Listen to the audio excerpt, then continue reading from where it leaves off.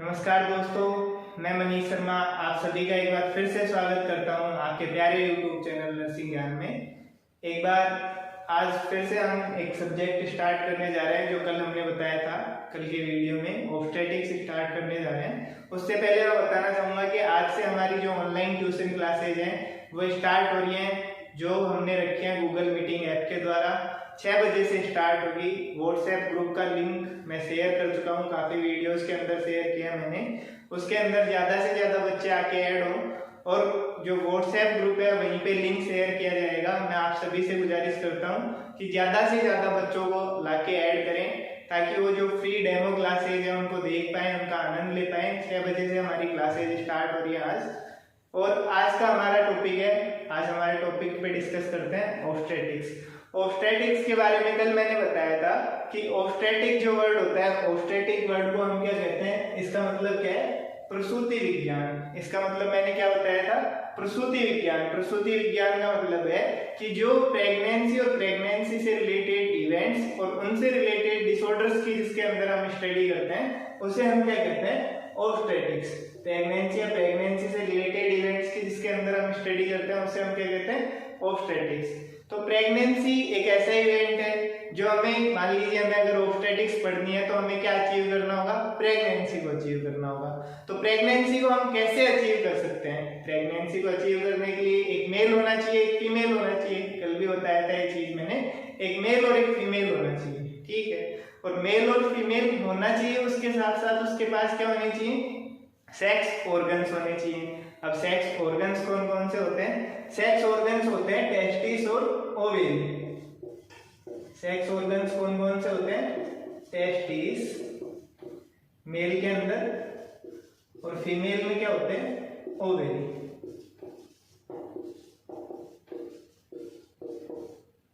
ठीक है, sex organs. तो ये दोनों होने चाहिए और इनके पास प्रोडक्शन की क्षमता भी पाई जानी चाहिए। जो टेस्टिस है वो किसको प्रोड्यूस करेंगे, स्पर्म को। टेस्टिस किसको प्रोड्यूस करते हैं, स्पर्म को। और ओवेरी किसको प्रोड्यूस करती है, ओवम को। तो ये स्पर्म और ओवम को भी क्या करनी चाहिए, प्रोड्यूस करनी चाहिए। तो स्पर्म और ओवम होगा तभी क्या होगा, फर्टिलाइजेशन होगा।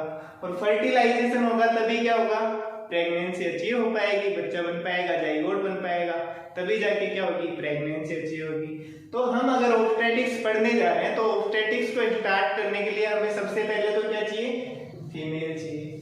फीमेल के अंदर भी क्या चाहिए, ओवेरी चाहिए। और ओवेरी से भी क्या निकालना है, हमें ओवम निकालना है। तो फीमेल होती है, फीमेल के पास ओवेरी होती है, ओवेरी से ओवम निकालना है हमें। ओवेरी से क्या रिलीज करवाना है, ओवम को रिलीज करवाना है। तो इसके लिए क्या होता है, इसके लिए सबसे पहले हमें एक साइकिल पढ़नी पड़ेगी। उस साइकिल का नाम क्या होता है, मेनेस्ट्रल साइकिल।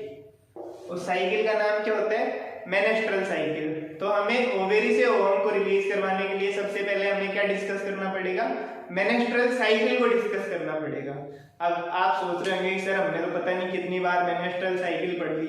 हाँ, हमें पता है, हमें तो आता है, ठीक है। मैं नहीं कह रहा कि आपको आता है या नहीं आता। मेनेस्ट्रल साइकिल जो होती है, मेनेस्ट्रल साइकिल आपने आज से पहले भी कई बार पढ़ी होगी, बहुत सारे टीचर्स ने पढ़ाया होगा आपके। मुझे नहीं लगता कि आपको समझ में आई होगी, और समझ में आ गई हो तो बहुत अच्छी बात है, क्योंकि मेनेस्ट्रल साइकिल होती है उसके अंदर बहुत सारे इवेंट्स होते हैं। और उन इवेंट्स के अंदर क्या होता है कि जो हार्मोन्स होते हैं, हार्मोन्स का कभी आपको पता नहीं चल पाता कि सर कब ईस्ट्रोजन हाई जा रहा है, कब लो जा रहा है, कब प्रोजेस्टेरोन हाई है, कब लो है, ठीक है।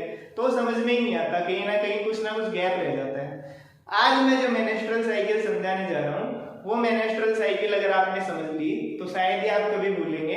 ये सिर्फ मेडिकल स्टूडेंट्स के लिए ही नहीं है, मेनेस्ट्रल साइकिल का हर एक को पता होना चाहिए कि क्या होता है, उसमें क्या चेंजेस। मोटिवेटिंग शब्दों के साथ आज के हमारे टॉपिक को स्टार्ट करते हैं हम। मेनेस्ट्रल साइकिल जो है, मुश्किलों से लड़कर भाग जाना आसान होता है। मुश्किलों से लड़कर भाग जाना आसान होता है। हर पहलू जिंदगी का इम्तिहान होता है।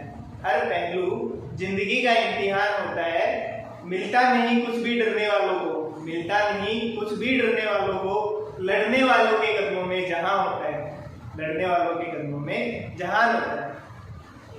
इसी के साथ हम अपना टॉपिक स्टार्ट करते हैं, मेनेस्ट्रल साइकिल। तो मेनेस्ट्रल साइकिल की हम बात करें तो सबसे पहले हमें ये समझना है कि मेनेस्ट्रल साइकिल के अंदर जो चेंजेस आते हैं वो चेंजेस दो ऑर्गन्स के अंदर आते हैं। मेनेस्ट्रुअल साइकिल्स के अंदर कितने ऑर्गन्स के अंदर चेंजेज आता है? 2 ऑर्गन्स के अंदर, मेनली 2 ऑर्गन्स होते हैं, उनके अंदर चेंजेज आते हैं। किस तरह पे 2 ऑर्गन्स कौन कौन से हैं? 2 ऑर्गन्स की अगर हम बात करें तो 2 ऑर्गन्स हैं, यूट्रस एंड ओवेरी। यूट्रस और जो ओवेरी होते हैं, यूट्रस और ओवेरी के अंदर क्या आता है? मेनेस्ट्रुअल साइकिल के अंदर चेंजेज आते हैं। यूट्रस के अंदर जो साइकिल होती है, मान लीजिए अगर मैं कहूँ मेनेस्ट्रुअल साइकिल को हम दोनों ऑर्गन के हिसाब से डिवाइड करें, तो यूट्रस के अंदर जो चेंजेज आते हैं उस साइकिल को हम कहते हैं यूट्राइन साइकिल। उस साइकिल को हम क्या कहते हैं? Uterine cycle. साइकिल को हम क्या कहते हैं? Uterine cycle. ओवेरी के अंदर जो साइकिल हो रही होगी उसको हम क्या कहेंगे? Ovarian cycle. ओवेरी के अंदर जो साइकिल हो रही होगी उसको हम क्या कहते हैं? Ovarian cycle. तो दोनों के अंदर क्या चेंजेज आते हैं? यूट्रस के अंदर जो चेंजेज आते हैं उन्हें हम क्या कहते हैं? Uterine cycle. ओवेरी के अंदर जो चेंजेज आते हैं उन्हें हम क्या कहते हैं? ओवेरियन। दोनों ऑर्गन्स के अंदर जो चेंजेज आते हैं, इन दोनों ऑर्गन्स के अंदर जो चेंजेज आते हैं उनके लिए क्या होते हैं? हार्मोन्स रेस्पॉन्सिबल होते हैं। कौन रेस्पॉन्सिबल होते हैं? हार्मोन्स रेस्पॉन्सिबल होते हैं। अगर हार्मोन्स की मैं बात करूं तो ओवेरी के अंदर जो चेंजेस होते हैं, ओवेरी के अंदर जो चेंजेस होते हैं उनके लिए रेस्पॉन्सिबल हार्मोन कौन कौन से होते हैं? FSH and LH। अब ये FSH एंड LH क्या है?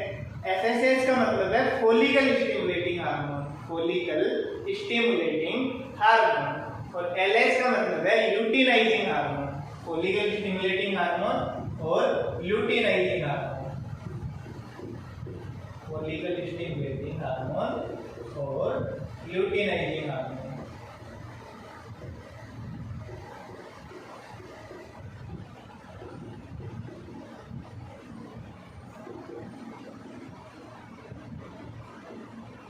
ये दोनों हार्मोन क्या होते हैं? रेस्पॉन्सिबल होते हैं। कौन सी साइकिल के लिए?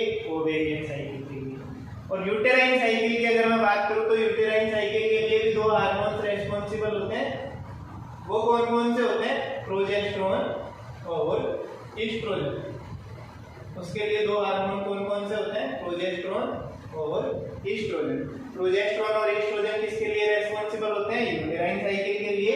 ओवेरियन साइकिल के लिए कौन कौन से हार्मोन रेस्पॉन्सिबल होते हैं? FSH and LH। इतना पता चल गया। 2 ऑर्गन्स के अंदर चेंजेस आते हैं, दोनों ऑर्गन्स के अंदर क्या होता है? दोनों ऑर्गन्स के अंदर अलग अलग साइकिल होती है, यूटेराइन साइकिल और ओवेरियन साइकिल। तो ओवेरी के अंदर जो चेंजेस होते हैं वो किसकी वजह से होते हैं? फॉलिकल स्टिमुलेटिंग हार्मोन और ल्यूटिनाइजिंग हार्मोन की वजह से। यूट्रस के अंदर जो चेंजेस आते हैं वो किस किस की वजह से आते हैं? प्रोजेस्टेरोन और ईस्ट्रोजन की वजह से। तो ये पता चल गया तुम्हें। आगे बढ़ते हैं हम। आगे बढ़ने से पहले मैं एक बार बात कर लेता हूँ कि मेनेस्ट्रुअल साइकिल जो होती है वो टोटल कितने दिन की होती है? मेनेस्ट्रुअल साइकिल जो होती है टोटल 28 डेज की होती है। मेनेस्ट्रुअल साइकिल कितने दिन की होती है? 28 दिन की। आपने सुना होगा कि 28 दिन की साइकिल होती है, ठीक है? हाँ, 28 दिन की होती है। 28 दिन इस वजह से बोला गया है कि जब औसतन महिलाओं पे स्टडी की गई तो महिलाओं के अंदर जब औसतन निकाला गया, एक औसत निकाला गया, तो साइकिल कितने दिन की मिली उनके अंदर? 28 दिन की। अगर किसी की साइकिल 30 दिन की है तो ऐसा नहीं है कि वो इरेगुलर साइकिल है या ज्यादा, मतलब उसकी जो पीरियड्स है उनमें ज्यादा टाइम लग रहा है, ठीक है? नॉर्मल अगर मैं साइकिल की बात करूं, मेनेस्ट्रुअल साइकिल की, तो नॉर्मल 21 से और 35 दिन के अंदर क्या करती है? वेरी करती है। नॉर्मल मेनेस्ट्रुअल साइकिल की बात अगर मैं करूं तो नॉर्मल मेनेस्ट्रुअल साइकिल कितने दिन से और कितने दिन तक वेरी करती है? 21 दिन से और 35 दिन तक वेरी करती है। मतलब अगर किसी की साइकिल 21 दिन की है तो वो भी नॉर्मल है, किसी की साइकिल 35 दिन की है तो वो भी क्या है? नॉर्मल है, ठीक है? इतना समझ में आया? किसी की साइकिल अगर 30 दिन की आ रही है तो आप ये नहीं कहेंगे कि उसकी साइकिल इरेगुलर है या सर ज्यादा टाइम लग रहा है, इसके अंदर 28 दिन की होती है, हमें तो यही पता है 28 दिन की रेगुलर होती है। ये क्या है? ये एवरेज है, एवरेज टाइम पीरियड है, ठीक है? और ये क्या है? ये वेरी करता है, मतलब जो टाइम पीरियड है फीमेल टू फीमेल 21 से और 35 दिन, ये रेंज है ना, ठीक है? रेंज नॉर्मल जो रेंज होती है, नॉर्मल रेंज। अगर अब बात करें कि सर मेनेस्ट्रेशन कब होता है, मेनेस्ट्रेशन की अगर मैं बात करूं तो मेनेस्ट्रेशन के बारे में, सॉरी मेनेस्ट्रेशन की, ओवुलेशन की अगर मैं बात करूं, ओवुलेशन आपने पढ़ा होगा, ओवुलेशन कौन से दिन होता है? 14 डे। ओवुलेशन कब होता है? 14 डे। साइकिल के अंदर ओवुलेशन कब होता है? 14 डे ओवुलेशन होता है। आप सभी ने यही पढ़ा है, ठीक है? अगर मैं बात करूं किसी फीमेल की साइकिल 30 दिन की है, किसी फीमेल की साइकिल कितने दिन की है? 30 दिन की है, तो ओवुलेशन कौन से दिन होगा? अगर किसी फीमेल की साइकिल है 30 डेज, तो 30 डेज की अगर साइकिल होगी तो उसका ओवुलेशन कब होगा? उसका ओवुलेशन भी 14 डे ही होगा क्या? उसका ओवुलेशन 14 डे नहीं होगा। नहीं इसलिए होगा क्योंकि जो टोटल डेज की साइकिल होती है, जैसे मान लीजिए 28 दिन की साइकिल है, 28 डेज माइनस जो लास्ट के जो 14 डेज होते हैं वो करते हैं हम, तब जाके ओवुलेशन वाला दिन आता है। तो 14 डे ओवुलेशन क्यों कहा गया है? इसीलिए 14th डे ओवुलेशन कहा गया है। इसीलिए क्या कहा गया है? 14 डे क्या होता है? ओवुलेशन। अभी किसी फीमेल की साइकिल है 30 दिन की, तो 30 दिन की अगर साइकिल है तो उसके अंदर से हमें क्या करना होगा? -14। तो कब की साइकिल होगी? मतलब ओवुलेशन कब होगा? 16 डे। ऐसे ही मान लीजिए अगर किसी फीमेल की बात करूँ कि किसी फीमेल की साइकिल कितनी दिन की है? 25 डेज की। कितने दिन की है? 25 दिन की साइकिल है, तो उसका जो ओवुलेशन होगा, जो अंडा जो रिलीज होगा वो कौन से दिन होगा? वो रिलीज होगा 11वें दिन। भाई मेरी मैथ कमजोर है, देख लेना सही है या नहीं है ना। 11वें दिन रिलीज होगा, उसका ओवुलेशन कब होगा? 11वें दिन, 11 डे। ठीक है, समझ में आ गया इतना कि ओवुलेशन कब होता है? ठीक है, आगे चलते हैं। तो आगे की अगर मैं बात करूं तो मेनेस्ट्रल साइकिल जो होती है, मेनेस्ट्रल साइकिल को अगर मैं ये कहूं कि हार्मोनल साइकिल होती है, अगर मेनेस्ट्रल साइकिल को अगर मैं कहूं कि मेनेस्ट्रल साइकिल क्या होती है? मेनेस्ट्रल साइकिल को हार्मोनल साइकिल भी कहते हैं। क्या कहते हैं? Hormonal cycle. क्योंकि इसका जो पूरा खेल होता है ना, इसका साइकिल का जो पूरा खेल होता है वो किस पे डिपेंड करता है? हार्मोन्स पे। और कितने हार्मोन्स होते हैं? 5 हार्मोन्स होते हैं। कितने हार्मोन्स होते हैं? 5। मेनेस्ट्रल साइकिल के अंदर कितने हार्मोन्स काम आते हैं? 5 हार्मोन्स काम आते हैं। और वो 5 हार्मोन्स अगर आप समझ गए तो पूरी मेनेस्ट्रल साइकिल आप समझ गए। इस तरीके से मान लीजिए। तो उन हार्मोन्स की हम बात करते हैं। पहला हार्मोन होता है GnRH। GnRH gonadotropin releasing hormone.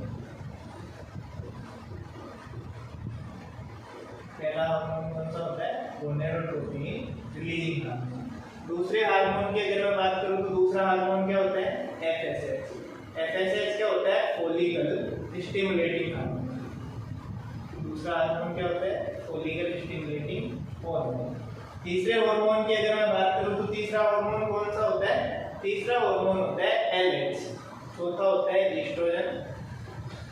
पांचवा होता है progesterone.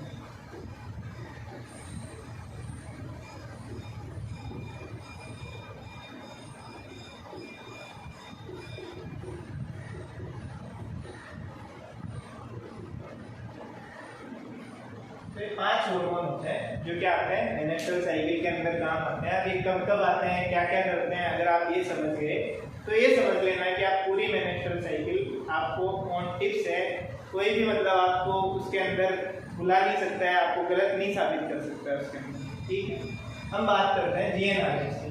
GnRH gonadotropin releasing hormone, जैसा कि साफ साफ देखने को मिल रहा है। तो GnRH की अगर मैं बात करूँ, इसका स्क्रीनशॉट ले लीजिएगा, स्क्रीनशॉट लेके सेव कर लीजिएगा कि 5 हार्मोन कौन कौन से होते हैं। GnRH की अगर मैं बात करूँ तो GnRH जो होता है, GnRH क्या होता है? Gonadotropin releasing hormone. तो ये किसके मैच्योरेशन के लिए रेस्पॉन्सिबल होता है?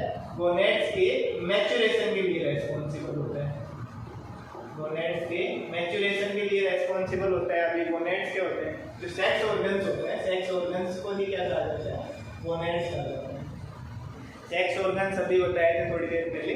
सेक्स ऑर्गन्स अगर आप ये समझ रहे हो कि मेल के अंदर, फीमेल के अंदर सर वजाइना होती है और मेल के अंदर क्या होता है? जो पेनिस होता है वो होता है। वो सेक्स ऑर्गन्स नहीं होते, वो सेक्सुअल इंटरकोर्स के काम आने वाले ऑर्गन्स होते हैं। सेक्स ऑर्गन्स जो मतलब मेल जो चाइल्ड होता है, चाइल्ड को बनाने के लिए जो रेस्पॉन्सिबल होते हैं, वो क्या कहलाते हैं? सेक्स ऑर्गन्स कहलाते हैं। तो सेक्स ऑर्गन्स क्या क्या होते हैं? Testis and ovary. तो टेस्टिस और ओवेरी के मैच्योरेशन की अगर मैं बात करूं तो टेस्टिस और ओवेरी के मैच्योरेशन के लिए कौन सा हार्मोन रेस्पॉन्सिबल होता है? GnRH। जैसा कि मैंने पहले ही बताया था कि प्रेगनेंसी को कंसीव करने के लिए क्या क्या चाहिए होगा हमको? एक टेस्टिस चाहिए होंगे, मतलब टेस्टिस चाहिए होंगे दोनों, और इसके अलावा क्या चाहिए होगा? ओवेरी चाहिए होगी। टेस्टिस और ओवेरी चाहिए होगी। तो ओवेरी से हमें क्या रिलीज करवाना है? ओवम को रिलीज करवाना है। तो पहला हार्मोन समझ में आया, GnRH। दूसरे हार्मोन की अगर हम बात करें तो दूसरा हार्मोन कौन सा होता है? इसको हम क्या कहते हैं, फॉलिकल स्टिमुलेटिंग हार्मोन। अब फॉलिकल स्टिमुलेटिंग हार्मोन नाम ही क्या आ रहा है इसका, फॉलिकल स्टिमुलेटिंग हार्मोन। देखिए नाम के अंदर ही मतलब छिपा होता है। इसी तरीके से अगर मतलब निकालेंगे तो अपने आप मतलब चीजें समझ में आने लगेंगी, बहुत इजी हो जाएंगी। फॉलिकल्स को स्टिमुलेट करने के लिए जो हार्मोन चाहिए होता है उसे हम क्या कहते हैं, फॉलिकल स्टिमुलेटिंग हार्मोन कहते हैं। जो कहाँ से रिलीज होता है, एंटीरियर पिट्यूटरी से रिलीज होता है। ये जो हार्मोन होता है वो कहाँ से रिलीज होता है, एंटीरियर पिट्यूटरी से रिलीज होता है और ओवेरी पे जाके वर्क करता है। मान लीजिए ये ओवेरी है, ओवेरी के ऊपर जाके क्या करता है, वर्क करता है। ओवेरी की बात करूँ तो ओवेरी के अंदर क्या होता है, बहुत सारे फॉलिकल्स पाए जाते हैं। ओवेरी के अंदर क्या होता है, बहुत सारे फॉलिकल्स पाए जाते हैं। जब फीमेल जो चाइल्ड होती है, फीमेल चाइल्ड इंट्रायूटेराइन लाइफ के अंदर होती है, जब उसका डेवलपमेंट हो रहा होता है तो डेवलपमेंट के दौरान क्या होता है, ये जो ओवम होता है, ओवेरी जो होता है, ओवेरी के अंदर क्या होते हैं, बहुत सारे फॉलिकल्स बनना स्टार्ट हो जाते हैं। अगर मैं बर्थ के बाद की बात करूं तो बर्थ के बाद क्या होता है, एट बर्थ की अगर मैं बात करूं, 9 मंथ पे, 9 मंथ की अगर मैं बात करूं, जो फीमेल चाइल्ड होता है 9 मंथ पे 20 लाख क्या पाए जाते हैं, फॉलिकल्स। 20 लाख क्या होते हैं, फॉलिकल्स। 20 लाख क्या होते हैं, फॉलिकल्स पाए जाते हैं फीमेल चाइल्ड के पास में। उसके बाद में क्या होता है, जैसे ही उसका बर्थ होता है तो बर्थ के टाइम पे क्या होता है कि जो मतलब मियोसिस फर्स्ट चल रहा होता है, मियोसिस फर्स्ट होता है उस टाइम पे, तो मियोसिस फर्स्ट चल रहा होता है, मियोसिस फर्स्ट डिवीजन चल रहा होता है, वो अरेस्ट फेज के अंदर चला जाता है। मियोसिस फर्स्ट के अंदर जो डिवीजन चल रहा होता है वो कहाँ पे चला जाता है, अरेस्ट फेज के अंदर। और अरेस्ट फेज के अंदर भी जो प्रोफेज फर्स्ट होती है, प्रोफेज फर्स्ट के अंदर मतलब जो डिवीजन होता है वो रुक जाता है। प्रोफेज फर्स्ट के अंदर क्या होता है, डिवीजन रुक जाता है। अरेस्ट फेज में कहाँ पे होता है, प्रोफेज फर्स्ट के अंदर डिवीजन क्या होता है, होल्ड हो जाता है टिल प्यूबर्टी। कब तक, टिल प्यूबर्टी। अब प्यूबर्टी की बात करें तो प्यूबर्टी पे जाके क्या होता है, ये जो मियोसिस फर्स्ट चल रहा होता है, मियोसिस फर्स्ट कहाँ पे जाके कंप्लीट होता है, प्यूबर्टी पे जाकर। मियोसिस फर्स्ट कब जाके कंप्लीट होता है, प्यूबर्टी पे।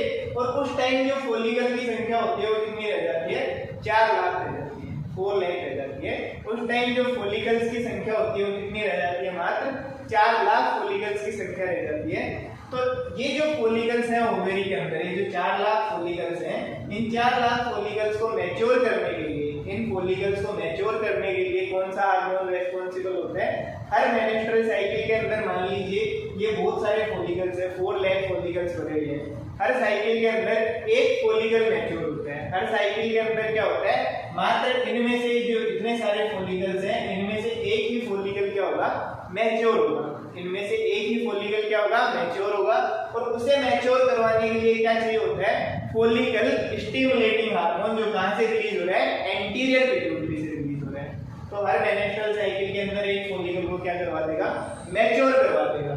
अब ये जो मैच्योर फॉलिकल है, इस मैच्योर फॉलिकल को ही हम क्या कहते हैं, ग्राफियन फॉलिकल। इस मैच्योर फॉलिकल को ही क्या कहा जाता है, ग्राफियन फॉलिकल कहा जाता है। मैच्योर फॉलिकल को हम क्या कहते हैं, ग्राफियन फॉलिकल। इतना समझ में आया।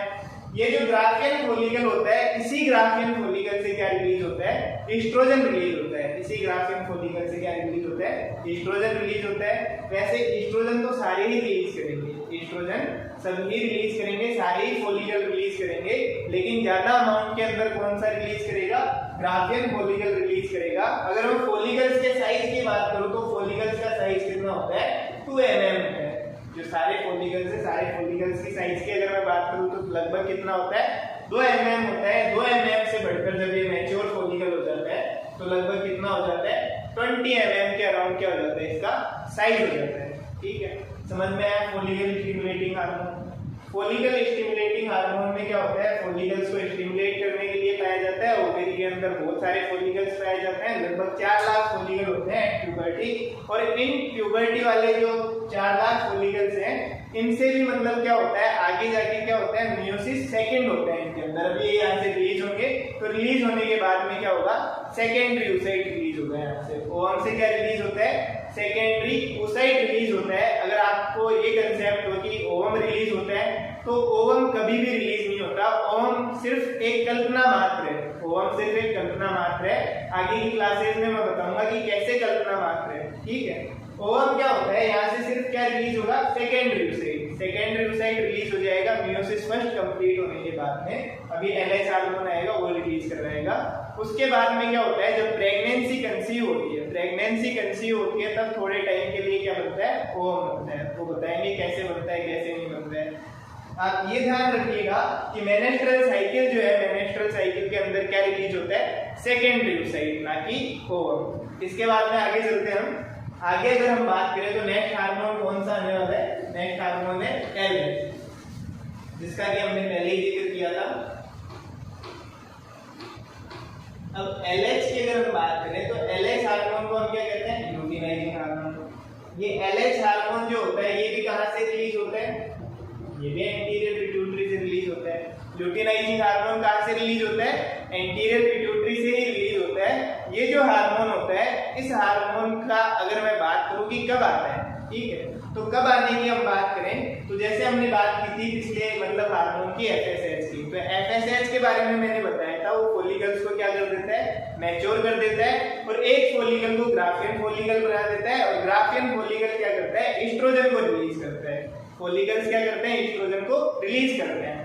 जब ब्लड के अंदर मैक्सिमम लेवल ऑफ एस्ट्रोजन हो जाता है, जब ब्लड के अंदर बहुत ज्यादा लेवल हो जाता है एस्ट्रोजन का, तब जाके क्या होता है, LH हार्मोन आता है। एंटीरियर पिट्यूटरी को मैसेज जाता है उस टाइम पे कि अब क्या है, एस्ट्रोजन हार्मोन का लेवल बहुत ज्यादा हो चुका है, इसका मतलब है फॉलिकल मैच्योर हो चुका है। ये इंफॉर्मेशन लेके जा रहा है कहां पे, पिट्यूटरी के पास में, कि पिट्यूटरी जी अब क्या हो गया है, अब फॉलिकल मैच्योर हो चुका है, अब इसको निकाल दो यहाँ से, रिलीज करवा दो। सेकेंडरी oocyte को रिलीज होने का मतलब जो हम जिस इवेंट की हम प्रतीक्षा कर रहे हैं उसका टाइम आ गया है। एंटीरियर पिट्यूटरी को ऐसा मैसेज जाता है। एंटीरियर पिट्यूटरी वहां से किसको भेजती है, जो अपना जो हार्मोन होता है, मतलब जो मैसेंजर होता है या जो काम करने वाला होता है LH हार्मोन, उसको भेजती है, उसको रिलीज करवाती है। तो LH हार्मोन जाता है और LH हार्मोन जाके ओवेरी के पास में कहता है, ओवेरी के पास जाता है और ओवेरी को क्या कहता है कि अब रिलीज करवा दो। तो ये LH हार्मोन क्या करवाता है, LH हार्मोन जो ओवेरी के पास में जो सेकेंडरी oocyte है उसको रिलीज करवाने का काम कौन करेगा, LH हार्मोन। सेकेंडरी oocyte को क्या करवाता है, रिलीज करवाता है। LH हार्मोन क्या करवाता है, सेकेंडरी oocyte को रिलीज करवाता है। जो ओवम है, ओवम को क्या करेगा, स्पर्ट करेगा, स्पर्ट करके वहां से सेकेंडरी oocyte को रिलीज करवाएगा। इसके अलावा ये क्या करता है, जो ग्राफियन फॉलिकल है, जो ग्राफियन फॉलिकल है, जैसे मान लीजिए यहाँ से ये रिलीज हो गया, ग्राफियन फॉलिकल के अंदर से ये सेकेंडरी oocyte रिलीज हो गया, यहाँ से ग्राफियन फॉलिकल से क्या रिलीज हो गया, सेकेंडरी oocyte। जिस स्ट्रक्चर को हम देखना चाह रहे थे वो आ गई सेकेंडरी oocyte, ठीक है। इसके बाद में सेकेंडरी oocyte के रिलीज होने के बाद में जो इसके अंदर स्ट्रक्चर बच जाती है, इसके अंदर जो स्ट्रक्चर बच जाती है, इस बची हुई स्ट्रक्चर को हम क्या कहते हैं, कार्पस ल्यूटियम।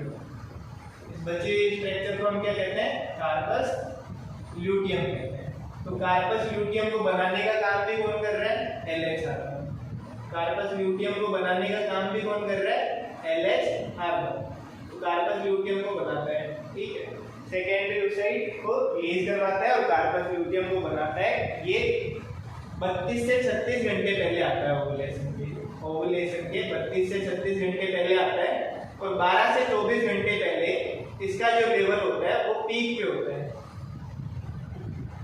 32 से 36 घंटे पहले आ जाता है ओवुलेशन के और 12 से 24 घंटे पहले इसका जो लेवल है वो पीक पे होता है, जिसे हम LH सर्ज कहते हैं, जिसे हम क्या कहते हैं, LH सर्ज कहते हैं। 12 से 24 घंटे पहले इसका लेवल पीक पे होता है। उसके बाद में ये क्या करवाता है, ओवम को रिलीज करवाता है और रिलीज करवाने के बाद में क्या होता है, सेकेंडरी oocyte को रिलीज करवाता है और सेकेंडरी oocyte को रिलीज करवाने के बाद में क्या होता है, ये हार्मोन डिसअपीयर हो जाता है, कार्पस ल्यूटियम को बना के चला जाता है, ठीक है। कार्पस ल्यूटियम जो बच गई स्ट्रक्चर, ये कार्पस ल्यूटियम क्या करती है, ये कार्पस ल्यूटियम प्रोजेस्टेरोन को रिलीज करने का काम करती है। ये कार्पस ल्यूटियम किसको रिलीज करता है, प्रोजेस्टेरोन नाम के हार्मोन को क्या करता है, रिलीज करता है। कार्पस ल्यूटियम किसको रिलीज करता है, प्रोजेस्टेरोन को। मैं सिर्फ ये नहीं कह रहा कि प्रोजेस्टेरोन को ही रिलीज करता है, एस्ट्रोजन को भी रिलीज करता है, लेकिन लो लेवल ऑफ एस्ट्रोजन को रिलीज करता है, मतलब कम लेवल होता है। प्रोजेस्टेरोन का लेवल ज्यादा होता है कार्पस ल्यूटियम से जो रिलीज होता है, और जो स्मॉल अमाउंट होता है, बहुत कम अमाउंट होता है एस्ट्रोजन का, वो भी रिलीज करता है। तो कार्पस ल्यूटियम क्या रिलीज करता है, मेजर अमाउंट में प्रोजेस्टेरोन को रिलीज करता है, ठीक है। इतना समझ में आया।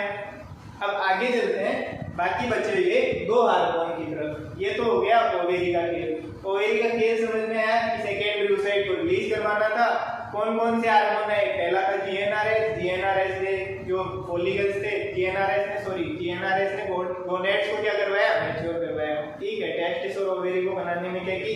हेल्प की। उसके बाद में क्या आया? एफएसएच आया। एफएसएच ने क्या किया? फॉलिकल स्टिमुलेटिंग हार्मोन ने फॉलिकल्स को मैच्योर करवा दिया। एक फॉलिकल को मैच्योर करवा के क्या बना दिया? ग्राफियन फॉलिकल बना दिया।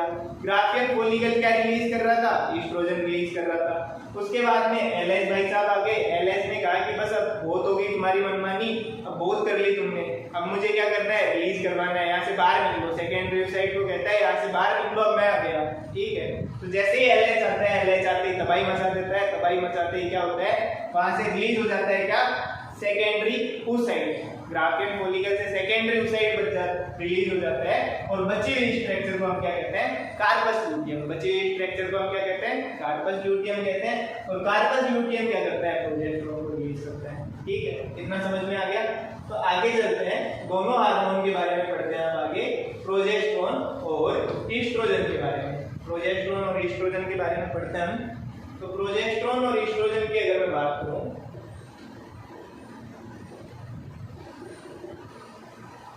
सबसे पहले बात करते हैं ईस्ट्रोजन की। ठीक है,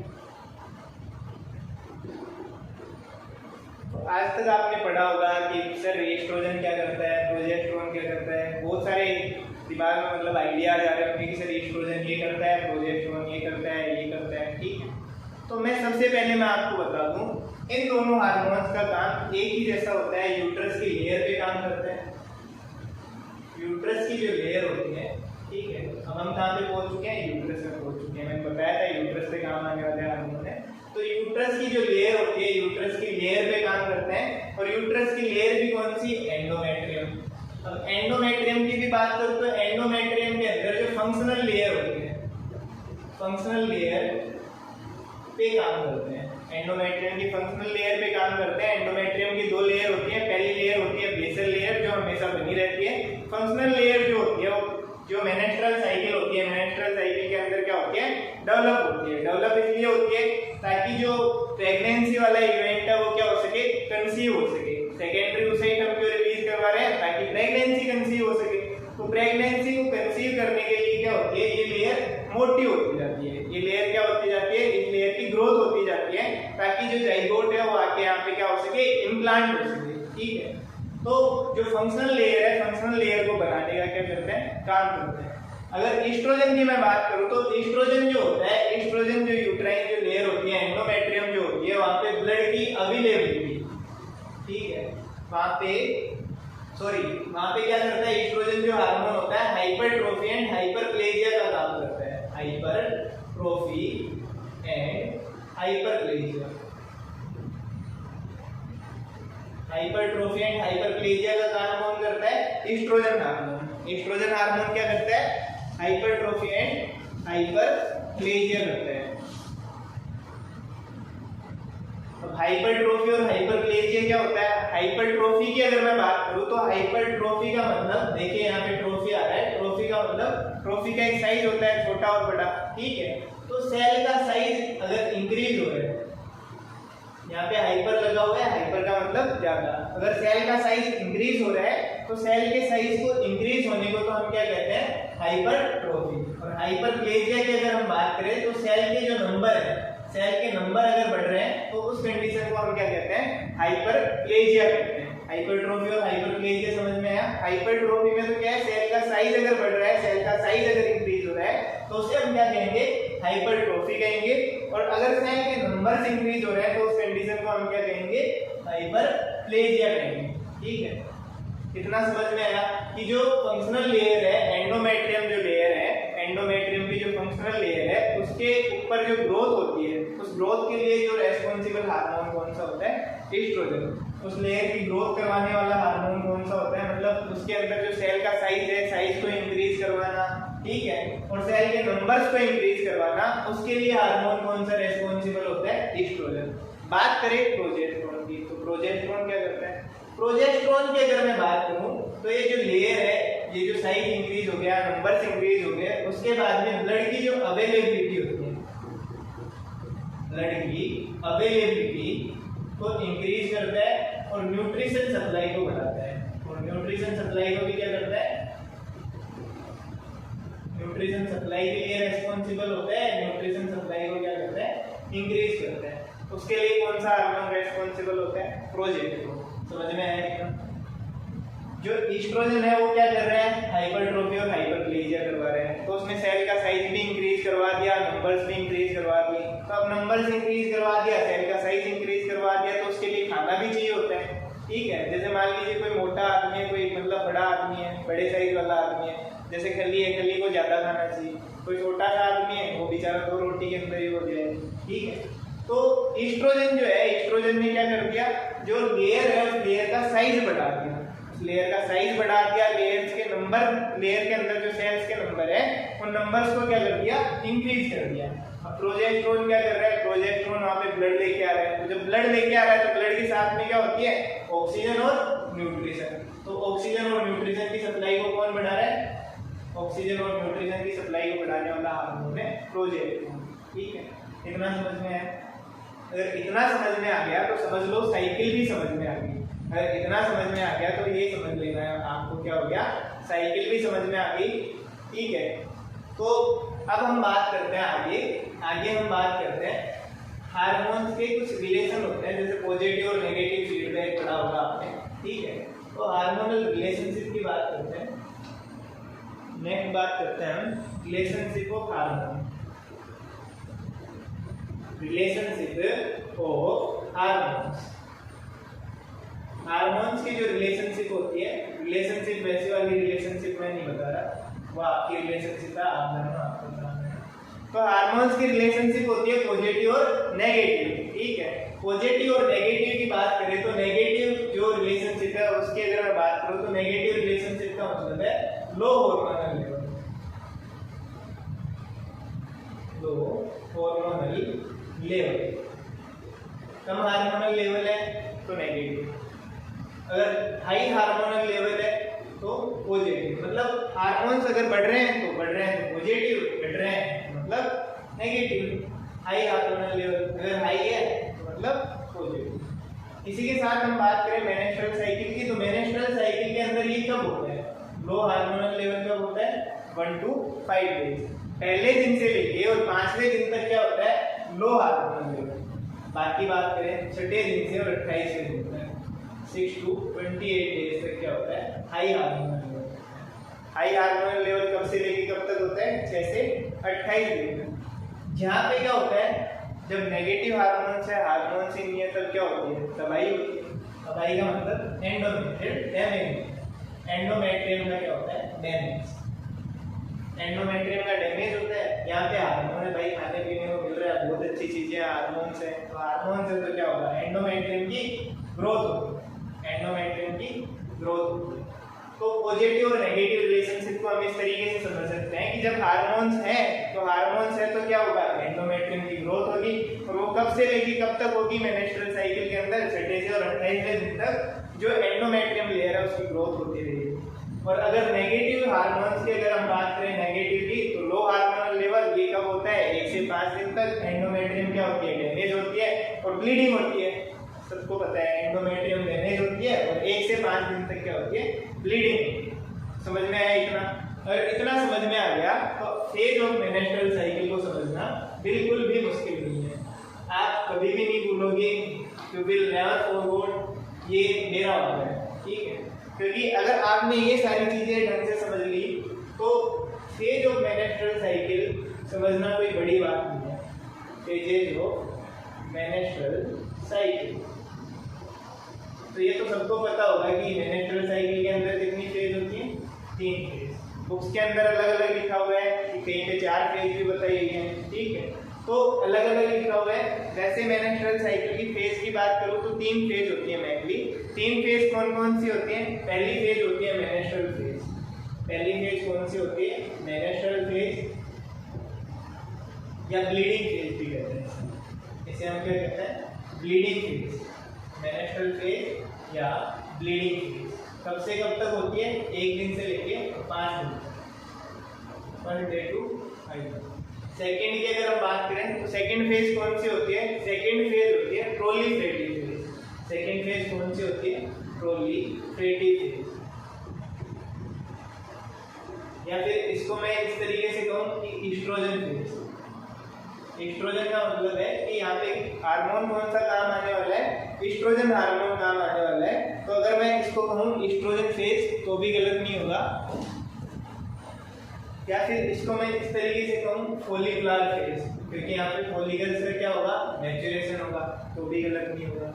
अगर हम इस फेज को प्रोलिफरेटिव फेज को फोलिकुलर फेज भी कहते हैं, ईस्ट्रोजन फेज भी कह सकते हैं, क्योंकि यहाँ पे क्या ईस्ट्रोजन वर्क करेगा। और ये जो ये कब से कब तक होती है? 6 to 14 डेज तक, 6 से लेके 14 दिन तक क्या होती है? ये फेज होती है। इसके बाद में अगर हम बात करें थर्ड फेज जो होती है, थर्ड फेज कौन सी होती है? Secretory phase. थर्ड फेज कौन सी होती है? Secretory phase. सीक्रेटरी फेज या प्रोजेस्टेरोन फेज भी कहें इसको तो गलत नहीं होगा। ये 15 to 28 डेज तक होती है। कब से कब तक होती है? 15 दिन से और 28 दिन तक होती है। 15 दिन से 28 दिन तक क्या होती है? सीक्रेटरी फेज या प्रोजेस्टेरोन फेज होती है। अब इनकी हम बात करें तो सबसे पहले हम बात करते हैं मेनेस्ट्रुअल फेज की। सबसे पहले हम किसकी बात करते हैं? मेनेस्ट्रुअल फेज की बात करते हैं। तो मेनेस्ट्रुअल फेज क्या होती है? पहले दिन से लेके 5वें दिन तक होती है। तो इसके अंदर अभी मैंने थोड़ी देर पहले बताया लो हार्मोनल लेवल होता है। लो हार्मोनल लेवल होगा तो क्या होगा? एंडोमेट्रियम का डैमेज होगा। एंडोमेट्रियम का जब डैमेज होता है तो वहां पे क्या होती है? जो इसकी अगर प्रेजेंस की अगर मैं बात करूं तो प्रेजेंस क्या होती है? वजाइनल ब्लीडिंग के द्वारा प्रेजेंस दिखाई देती है। ब्लीडिंग फेज की जो प्रेजेंस होती है वो किसके द्वारा देख सकते हैं? वजाइनल ब्लीडिंग के द्वारा। और इस फेज के अंदर जो ब्लड लॉस होता है वो कितना होता है? 35 से 50 ml ब्लड लॉस होता है। पूरी फेज के अंदर क्या होता है? 35 से 50 ml ब्लड लॉस होता है। और उस टाइम पे जो क्रैम्प्स होते हैं फीमेल को एब्डोमिनल क्रैम्प्स भी देखने को मिलते हैं। उस टाइम पे 35 से 50 ml ब्लड लॉस होता है। इसी के साथ क्या होता है? जो एंडोमेट्रियल लेयर होती है वो डैमेज होती है। फंक्शनल जो लेयर होती है एंडोमेट्रियम की वो डैमेज होती है। और ब्लीडिंग के साथ में जो कंपोनेंट होते हैं वो बाहर निकलते हैं। और कंपोनेंट्स के अंदर उनके अंदर क्या क्या होता है? ब्लड होता है, फंक्शनल लेयर होती है।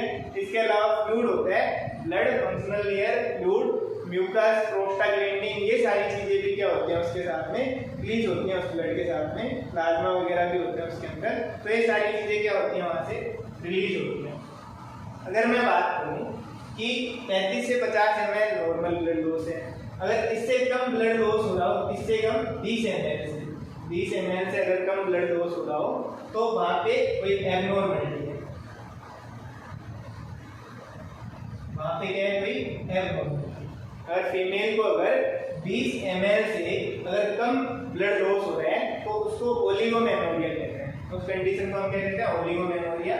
अगर 20 ml से कम ब्लड लॉस हो रहा है तो मतलब फीमेल को कहीं ना कहीं कोई एबनॉर्मलिटी है। या फिर 80 ml से ज्यादा ब्लड लॉस हो रहा है तो वहां पे भी क्या है? फीमेल को कहीं ना कहीं कोई एबनॉर्मलिटी है। 80 ml से ज्यादा ब्लड लॉस हो रहा है तो भी क्या है? फीमेल को कोई ना कोई एबनॉर्मलिटी है। उस कंडीशन को हम क्या कहते हैं? मीनोरेजिया या मीनोरेजिया, मेट्रोरेजिया, बहुत सारे डिसऑर्डर होते हैं। ठीक है, पॉलीमिनोरिया भी कहते हैं। ठीक है, पॉलीमिनोरिया कहा जाता है। और भी बहुत सारे डिसऑर्डर्स होते हैं। तो वो सारे डिसऑर्डर्स क्या होते हैं? इसके अंदर इंक्लूड होते हैं। अगर फीमेल को 20 ml से कम ब्लीडिंग हो रही है मतलब एबनॉर्मलिटी है। 80 ml से ज्यादा ब्लीडिंग हो रही है मतलब कोई एबनॉर्मलिटी है।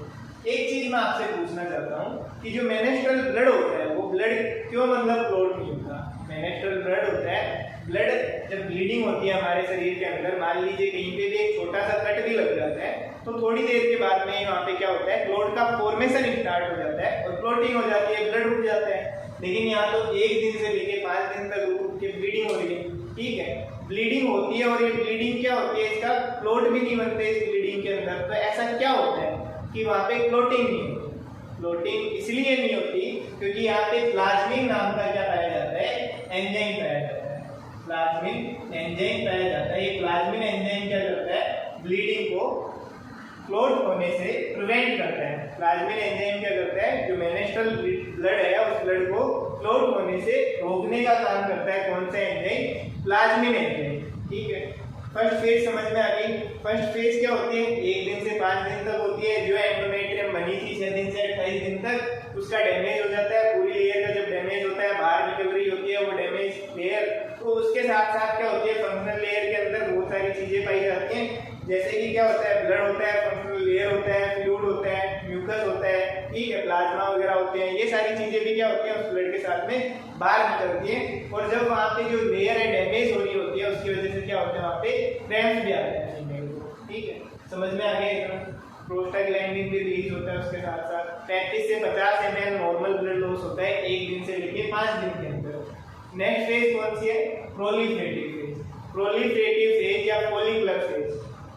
तो प्रोलिफरेटिव या फॉलिकुलर फेज की अगर मैं बात करूं तो इसके अंदर साफ साफ दिख रहा होगा कि इसके अंदर क्या हो रहा होगा, प्रोलिफरेशन। प्रोलिफरेशन का मतलब क्या है कि सर लेयर बढ़ रही होगी, मतलब लेयर की क्या हो रही होगी, ग्रोथ हो रही होगी। तो लेयर की ग्रोथ होती है क्योंकि यहाँ पे क्या आ जाता है, हार्मोन आ जाता है। कौन सा हार्मोन आ गया, एस्ट्रोजन। किसने रिलीज करवाया, ग्राफियन जो फॉलिकल है, ग्राफियन फॉलिकल ने रिलीज करवाया।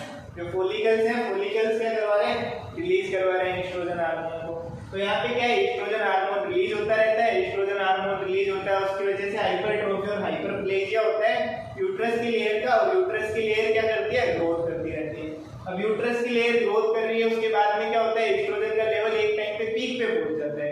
एस्ट्रोजन का लेवल अराउंड 12 डे के पास में क्या होता है, पीक पे पहुंच जाता है, और वो जाता है एंटीरियर पिट्यूटरी के पास। उसको मैसेज देता है कि जो फॉलिकल है वो मैच्योर हो चुका है, पक चुका है, तैयार हो चुका है फूटने के लिए, उसके अंदर से सेकेंडरी ओसाइट को रिलीज करवाने के लिए।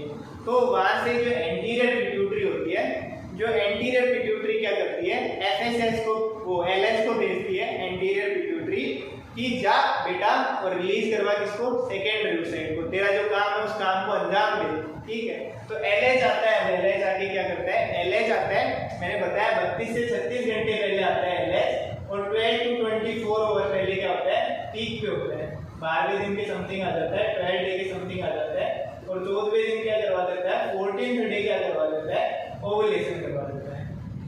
12 से 24 घंटे पहले पीक पे होता है, और जो साइकिल का 14th डे होता है, 14th डे पे क्या करवा देता है, ये ओवुलेशन करवा देता है। तो 14वें दिन क्या हो गया, 14th डे ओवुलेशन हो गया। जो हमें काम करवाना था, सेकेंडरी ओसाइट को रिलीज करवाना था, तो सेकेंडरी ओसाइट क्या हो चुका है, रिलीज हो चुका है, आजाद हो चुका है खुली दुनिया में घूमने के लिए और प्रेगनेंसी को कंसीव करवाने के लिए। हो सकता है स्पर्म ना मिले तो मतलब डैमेज भी हो जाए। अब हम बात करें जो सेकेंडरी ओसाइट है, सेकेंडरी ओसाइट का लाइफ स्पान कितना होता है, 12 से और 24 घंटे। ये रिलीज हो जाता है, रिलीज होने के बाद में इसका जो लाइफ स्पान होता है, वो लाइफ स्पान कितना होता है, 12 से और 24 घंटे तक जिंदा रहता है। और स्पर्म की अगर मैं बात करूं तो स्पर्म का लाइफ स्पान कितना होता है, 48 to 72 ओवर। स्पर्म का लाइफ स्पान कितना होता है, 48 to 72 ओवर। 48 से 72 घंटे तक स्पर्म क्या होता है, जिंदा होता है। तो कई बच्चे होते हैं, कई बच्चों के क्वेश्चन होते हैं, सर सेफ पीरियड क्या होता है, सर सेफ पीरियड कब होता है, कब मतलब सेक्सुअल इंटरकोर्स किया जाए ताकि प्रेगनेंसी कंसीव ना हो, ठीक है। तो सेफ पीरियड अब आप निकाल सकते हैं कि स्पर्म है 48 से 72 घंटे तक जिंदा रह सकता है। तो कब से कब तक नहीं करना चाहिए, क्योंकि मैंने पहले ही बताया कि जो मेनेस्ट्रुअल साइकिल होती है वो भी वेरी करती है 21 से और 35 दिन तक, वेरी करती है 21 से और 35 दिन तक। और जो स्पर्म होता है, स्पर्म भी क्या करता है, वेरी करता है। स्पर्म का मतलब स्पर्म जो होता है 48 से और 72 घंटे तक क्या करता है, जीवित रहता है, ठीक है। वजाइना के अंदर जाने के बाद में 48 से और 72 घंटे तक जीवित रहता है। मेरा ये मानना है कि 12 से लेके और 16 दिन तक नहीं करना चाहिए। बाकी बुक्स के अंदर अलग अलग जगह पे अलग अलग तरीके से लिखा हुआ है, वो डिपेंड करता है फीमेल की मेंस्ट्रुअल साइकिल पे। सेफ पीरियड मेरा मानना है 12 से लेके 16 दिन तक, ठीक है। या फिर 11 से भी मान सकते हैं आप, 11 से लेके 16 या 17 दिन तक आप मान सकते हैं कि वो जो पीरियड होता है सेफ पीरियड होता है। वो जो पीरियड होता है अनसेफ पीरियड होता है, उसके अंदर सेक्स नहीं करना चाहिए अगर प्रेगनेंसी को नहीं कंसीव करना है। तो जो भी मतलब लिटरेट पीपल हैं, जो भी मतलब प्रेगनेंसी को नहीं कंसीव करना चाहते हैं, कंसीव करना चाहते हैं, उनके लिए ये टाइम पीरियड है कि अगर जो कंसीव करना चाहता है वो 11 से और 17 दिन के अंदर सेक्सुअल इंटरकोर्स करे, और जो नहीं करना चाहता है ना करे, ठीक है। तो सेफ पीरियड और अनसेफ पीरियड का भी पता चल गया।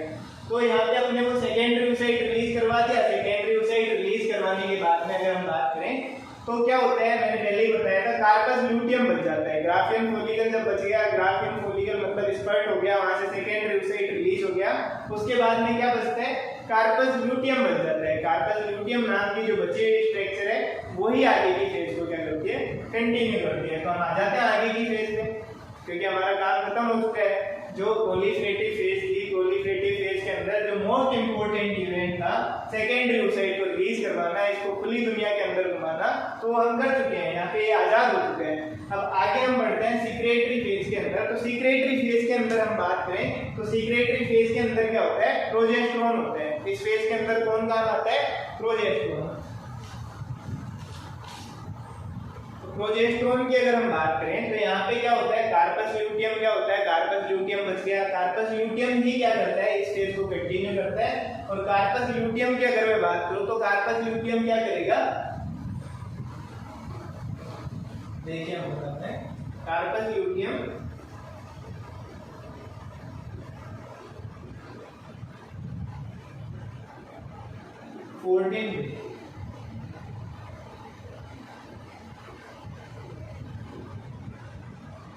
जैसे 14 डे जो होता है, 14 डे पे कार्पस ल्यूटियम बच जाता है। कार्पस ल्यूटियम जो बचा हुआ होता है, कार्पस ल्यूटियम ही क्या करता है, प्रेगनेंसी को मतलब इस जो फेज है एंडोमेट्रियल जो लेयर है उसकी क्या करवाता रहता है, ग्रोथ करवाता रहता है। वैसे मैं कहूँ अगर ये इसलिए हार्मोन है तो भी गलत नहीं होगा, क्योंकि क्या होता है, मान लीजिए जैसे 14 डे था, 14 डे पे क्या हुआ, ओवम रिलीज हुआ। ओवम रिलीज होने के बाद में सेकेंडरी oocyte रिलीज हुआ, सेकेंडरी oocyte रिलीज होने के बाद में क्या है, फिर भी ये क्या करवाता रहता है, जो एंडोमेट्रियल लेयर है एंडोमेट्रियल लेयर को ग्रोथ करवाता रहता है। अगर वो डैमेज भी हो जाए तो सेकेंडरी oocyte अगर डैमेज हो जाए तो उसके बाद में भी एंडोमेट्रियल लेयर भी क्या करवाता रहता है, ग्रोथ करवाता रहता है। क्योंकि बेचारे को इसको नहीं पता होता है कि जो सेकेंडरी oocyte है वो डैमेज हो चुका है और अब प्रेगनेंसी कंसीव नहीं होगी। इसको जाके पता चलता है 28 डे 28 डे जाके इसको क्या करता है, पता चलता है। और ये कार्पस ल्यूटियम करवाता है। ये काम कौन करवाता है, कार्पस ल्यूटियम। तो कार्पस ल्यूटियम भी थोड़ा सा सीखिए, या फिर हम ये कहें कि कार्पस ल्यूटियम क्या होता है, येलो बॉडी होता है,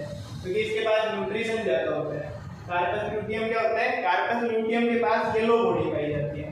अब कह रहे होंगे कि सर 28वें दिन तक साइकिल क्यों चलती है, क्योंकि सर 14वें दिन तो मतलब 14 डे क्या हो गया, सेकेंडरी oocyte रिलीज हो गया, और सेकेंडरी oocyte रिलीज हुआ, उसका फर्टिलाइजेशन नहीं हुआ तो साइकिल तो वहीं एंड हो जानी चाहिए। 28वें दिन तक क्यों चलती है, इतना लंबा पीरियड क्यों लग जाता है साइकिल के अंदर कंप्लीट होने के अंदर, क्योंकि मान लीजिए अगर फर्टिलाइजेशन हो जाता है यहाँ पे, तब तो क्या हो जाती है, प्रेगनेंसी कंसीव हो जाती है, क्योंकि यहाँ पे ओवम रिलीज हुआ और सेकेंडरी oocyte रिलीज हुआ।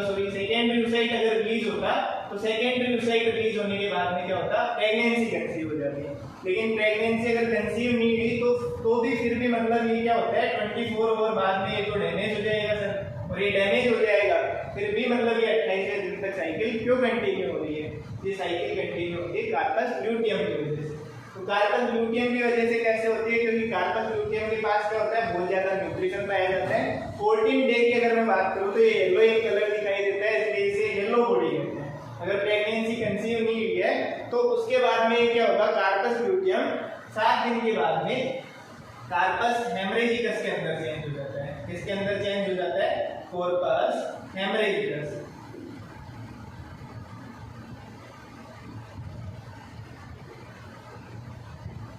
कॉर्पस हेमरेजिकस या स्पूरियस भी कहते हैं। कॉर्पस हेमरेजिकस या कॉर्पस स्पूरियस के अंदर कन्वर्ट हो जाता है। कितने दिन बाद में, 1 वीक के बाद में, 7 दिन के बाद में, या फिर 21वें दिन। 21वें दिन ये क्या होता है, कार्पस हेमरेजिकस के अंदर कन्वर्ट हो जाता है। और एक ऐसी बॉडी होती है पिंक बॉडी, इसको हम क्या कहते हैं, पिंक बॉडी कहते हैं। क्योंकि यहाँ पे क्या होता है, धीरे धीरे न्यूट्रिशन की कमी होने लग जाती है। कि जो 14वें दिन तक 14 डे तक तो क्या था कि न्यूट्रिशन की सप्लाई हो रही थी बढ़िया तरीके से, उसको पता था कि मतलब एंडोमेट्रियम की ग्रोथ करवानी है, हमें प्रेगनेंसी को कंसीव करवाना है। तो अभी येलो बॉडी जो फैट वगैरह है वो डैमेज होने लग जाता है। येलो बॉडी किसके अंदर कन्वर्ट हो जाती है, पिंक बॉडी के अंदर कन्वर्ट हो जाती है। और उसके बाद में 28 डे जाके क्या होता है, ये कार्पस एल्बिगेंस के अंदर कन्वर्ट हो जाता है। कार्पस हेमरेजिकस किसके अंदर कन्वर्ट हो जाता है, एल्बिगेंस के अंदर।